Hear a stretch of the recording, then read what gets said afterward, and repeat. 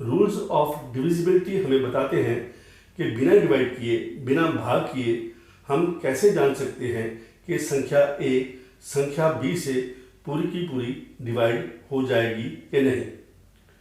इन rules को समझना बड़ा ही इम्पोर्टेंट है, क्योंकि ये रूल्स हमारी कैलकुलेशन को बहुत ज़्यादा आसान करने में हमारी मदद करते हैं।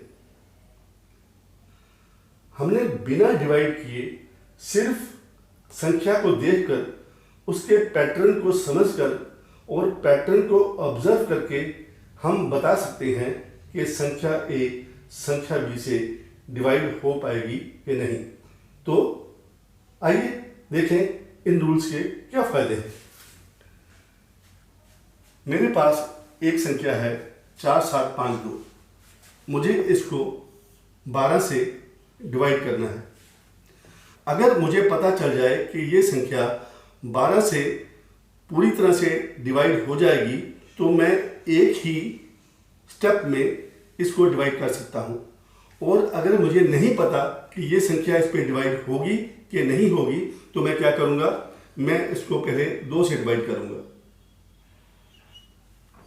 तो ये बन गया 23 और 7 और 6। मैं फिर इसको 2 से डिवाइड करूँगा, तो ये बन गया 11, 8 और 8। अब मैं इसको 3 से डिवाइड करूँगा, तो ये बन गया 3, 9 और 6।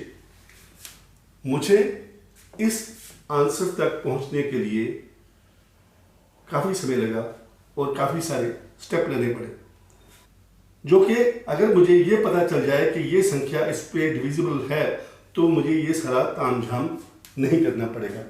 तो आइए इस टॉपिक को शुरू करते हैं। सबसे पहले हम देखते हैं 2 की डिविजिबिलिटी। अगर किसी संख्या के पीछे वाला अंक 0, 2, 4, 6 और 8 हो, तो वो संख्या 2 से डिविजिबल होती है। मतलब कि आखिरी अंक अगर इवन हो, तो हम ये जान जाएंगे कि वो संख्या 2 से डिविजिबल है। जैसे 1, 2, 5, 7, 8, 2, 3, 1, 5, 0, 7, 6, 5, 1, 2। इन सभी के पीछे आखिरी अंक एक इवन नंबर है, तो ये सारी संख्याएं 2 से डिविजिबल है। तो रूल हुआ, जिस भी संख्या के पीछे वाला अंक, लास्ट वाला अंक 0 हो, 2 हो, 4 हो, 6 हो या 8 हो, वो संख्या 2 से डिवाइड हो जाएगी। अब चलते हैं 3 की तरफ।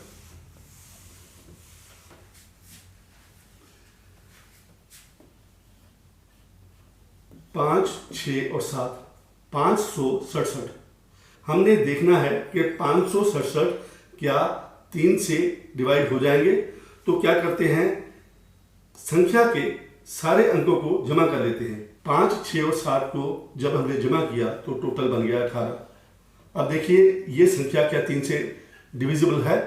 ये संख्या 3 से डिविजिबल है। अगर किसी संख्या के सारे अंकों का जोड़ 3 से डिविजिबल हो, तो वो संख्या भी 3 से डिविजिबल होती है। तो 1, 0, 0, 2, 0, 0, 3, ये जो संख्या है ये 3 से डिविजिबल है, क्योंकि इसमें अगर सारे अंकों को जोड़ लिया जाए तो टोटल बन रहा है 1 और 2 3, 3 और 3 6। और इसी तरह ये जो संख्या है, ये संख्या भी 3 से डिविजिबल है, क्योंकि यहाँ पे सभी अंकों का जोड़ 3 बन रहा है। और 5, 6, 7, 1, 4, 5, 5 और 6 11, 7 18, 19 और 4 23 और 5 28, 28 और 2 30। तो ये संख्या, इसमें सभी अंकों का जोड़ 30 बन रहा है, तो ये संख्या भी 3 से डिविजिबल है। तो रूल बना कि संख्या के सारे अंकों को जोड़ दिया जाए। अगर वो जोड़ 3 से डिविजिबल होगा, तो वो संख्या खुद भी 3 से डिविजिबल होगी।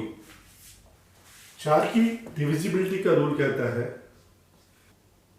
कि अगर किसी भी संख्या के पीछे के 2 अंक जीरो हों या किसी भी संख्या के पिछले दो अंक एक ऐसी संख्या बनाएं जो 4 से डिविजिबल हो।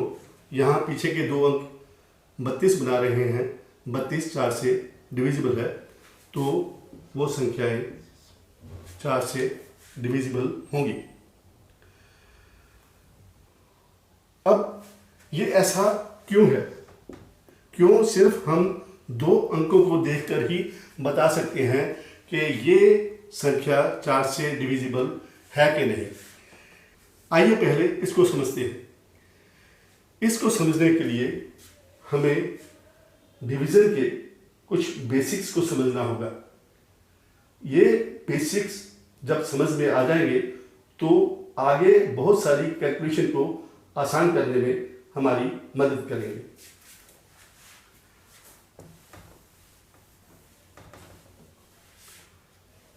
पहला बेसिक है कि अगर 25 5 से डिविजिबल है तो 25 के सारे मल्टीपल 5 से डिविजिबल होंगे।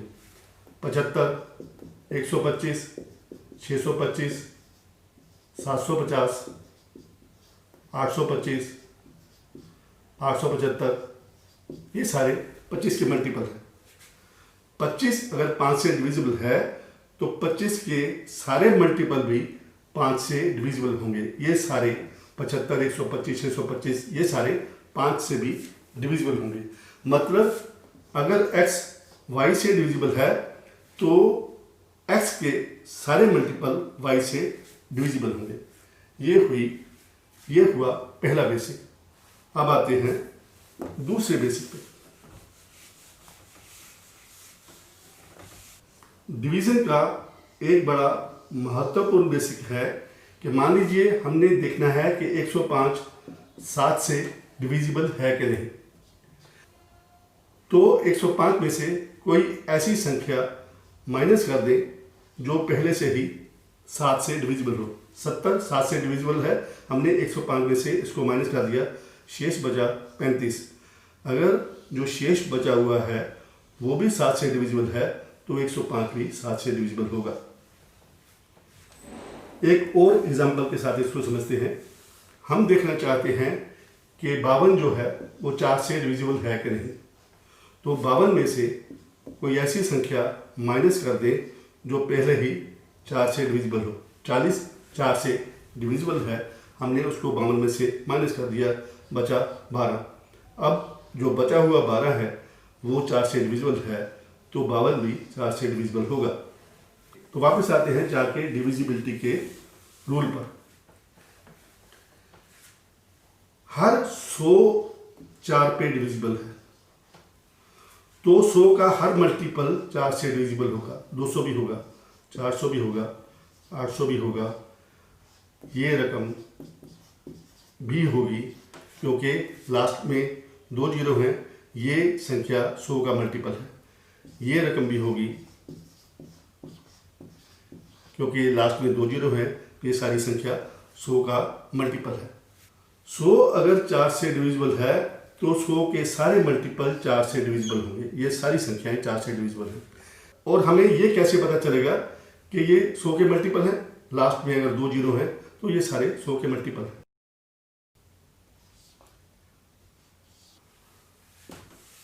अब आगे चलते हैं। मान लीजिए हम देखना चाहते हैं कि 7 1 5 4 1 2 8 ये 4 से डिविजिबल है कि नहीं है। हम इसमें से ऐसी एक संख्या माइनस कर देते हैं जो हमें पहले ही पता है कि वो 4 से डिविजिबल है। ये संख्या क्योंकि 100 का मल्टीपल है इसलिए ये संख्या 4 से डिविजिबल है। जब हमने माइनस किया तो हमारे पास बचा 28। अब हमें देखना है कि 28 4 से डिविजिबल है। 28 अगर 4 से डिविजिबल है तो ये सारी संख्या भी 4 से डिविजिबल होगी। तो वापस आते हैं 4 के रूल पर कि अगर आखिरी 2 अंक 0 हों तो संख्या 4 से डिविजिबल है, या आखिरी 2 अंक एक ऐसी संख्या बनाएं जो 4 से डिविजिबल हो तो वो संख्या 4 से डिविजिबल होती है। अब 5 की डिविजिबिलिटी देखते हैं। 5 की डिविजिबिलिटी बहुत ही आसान है। कोई भी संख्या जिसका पिछला अंक या 0 हो या 5 हो, वो सारी संख्याएं 5 से डिविजिबल होती हैं। जैसे 2, 4, 5, 7, 5, 6, 1, 3, 2, 0, 8, 7, 5, 1, 5, 2, 3, 1, 0। इन सभी संख्याओं में आखिरी अंक या 0 है या 5 है। ये सारी की सारी संख्याएं 5 से डिविजिबल हैं। अब हम चलते हैं 6 की डिविजिबिलिटी की तरफ। 6 होता है 2 गुना 3। अगर कोई संख्या 2 से भी डिविजिबल है और 3 से भी डिविजिबल है तो वो 6 से भी डिविजिबल होगी। मतलब अगर कोई संख्या 2 और 3 दोनों से डिविजिबल है तो वो संख्या 6 से भी डिविजिबल होगी। अब हम एक संख्या लेते हैं 132। 132 का आखिरी अंक एक इवन नंबर है, इसलिए ये 2 से डिविजिबल है। अब इस संख्या के अगर तीनों अंकों को जोड़ दिया जाए तो इसका टोटल 6, वो 3 से डिविजिबल है। ये संख्या 2 से भी डिविजिबल है, 3 से भी डिविजिबल है, तो इसलिए ये संख्या 6 से भी डिविजिबल होगी। अब 1, 1, 1, 6 ये संख्या 2 और 3 तीनों से डिविजिबल है। 2 से डिविजिबल 6 इवन अंक है, 3 से डिविजिबल 1, 2, 3 और 6 9। इसकी सभी संख्याओं का जोड़ 9 3 से डिविजिबल है। 3, 4, 5 और 6 ये संख्या 2 से भी डिविजिबल है, ये संख्या 3 से भी डिविजिबल है, इसलिए ये संख्या 6 से भी डिविजिबल होगी। तो रूल है, अगर कोई संख्या 2 और 3 दोनों से एक साथ डिविजिबल हो तो वो 6 से भी डिविजिबल होगी। 7 की डिविजिबिलिटी के बारे में एक दूसरी वीडियो में चर्चा करेंगे, क्योंकि उसका तरीका थोड़ा सा अलग है। अब आते हैं 8 की डिविजिबिलिटी। 1000 जो है वो 8 से डिविजिबल है। इसका मतलब ये हुआ कि 1000 के सारे मल्टीपल 8 से डिविजिबल होंगे।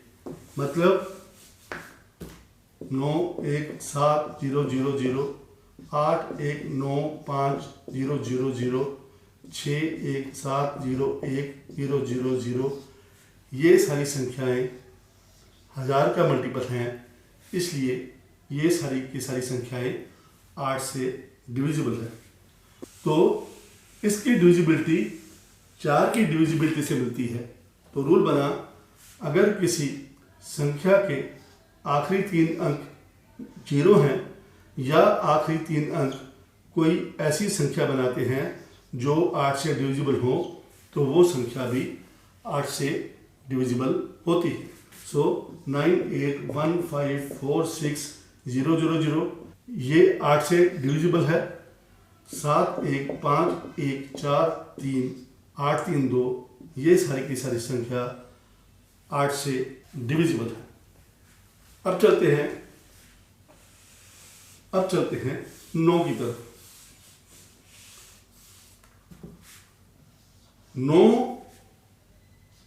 9 की डिविजिबिलिटी 3 की डिविजिबिलिटी से पूरी तरह से मेल खाती है।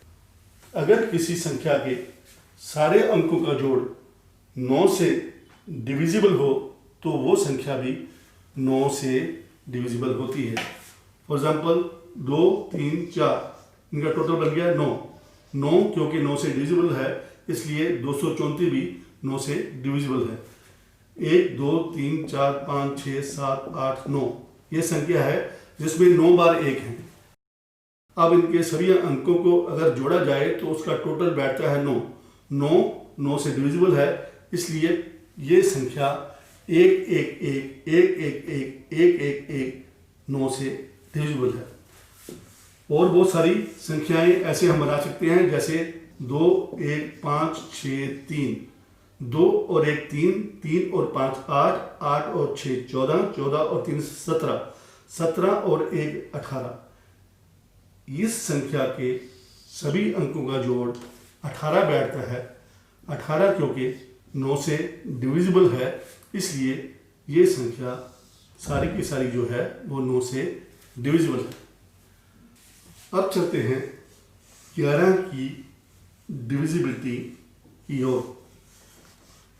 11 की डिविजिबिलिटी का रूल बड़ा ही इंटरेस्टिंग है। कैसे? 7 6 5 9 1 8, ये संख्या 11 से डिविजिबल है।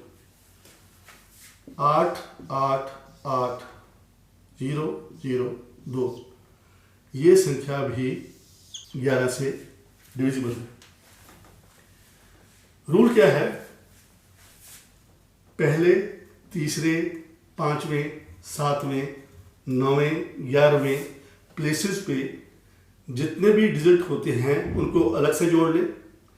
दूसरे, चौथे, छठे, 8वें, 10वें इन प्लेसेस पे जो डिजिट हैं उनको अलग से जोड़ लें। तो पहले, तीसरे, पांचवें प्लेस पे है 7 + 6 + 5, टोटल हो गया 18। दूसरे, चौथे और छठे प्लेसेस पे डिजिट्स हैं 9 + 1 + 8, ये भी बन गया 18।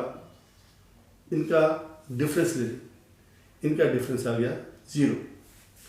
अब इस संख्या को देखें, इसमें पहले, तीसरे और पांचवें प्लेसेस पे हैं 8 + 8 + 8 24। दूसरे, चौथे, छठे प्लेसेस पे हैं 0 + 0 + 2 = 2। डिफरेंस आया 22। रूल क्या है? ऑड प्लेसेस पे जितने डिजिट हैं उनको अलग से जोड़ लें। इवन प्लेसेस पे जो डिजिट्स हैं उनको अलग से जोड़ लें और उनका डिफरेंस ले लें। अगर डिफरेंस 0 आए या ऐसी संख्या आए जो 11 से डिविजिबल है तो वो संख्याएं भी 11 से डिविजिबल होती हैं। तो इस तरह से बहुत सारी संख्याएं बनाई जा सकती हैं जो 11 से डिविजिबल हों, जैसे 3 8 और 5। यहाँ पहले और तीसरे प्लेस पे जो डिजिट हैं उनका टोटल 8 बैठता है। दूसरे प्लेस पे जो डिजिट है उसका टोटल भी 8 बैठता है। डिफरेंस 0 है, तो 385 11 से डिविजिबल होगा। 2 और 3 5, 5 10 और 1 11, तो 2 और 7 9 और 2 11, तो ये संख्या भी 11 से डिविजिबल है, क्योंकि पहला, तीसरा, पांचवा, सातवां इन प्लेसेस पे जो डिजिट हैं उनको जोड़ते हैं। 2 + 3 + 5 + 1, ये बन गया 11। और दूसरा, चौथा और छठा प्लेस जो है उसका टोटल बन रहा है 2 और 7 9 और 2 11, तो डिफरेंस आया 0। तो ये संख्या भी 11 से डिविजिबल है।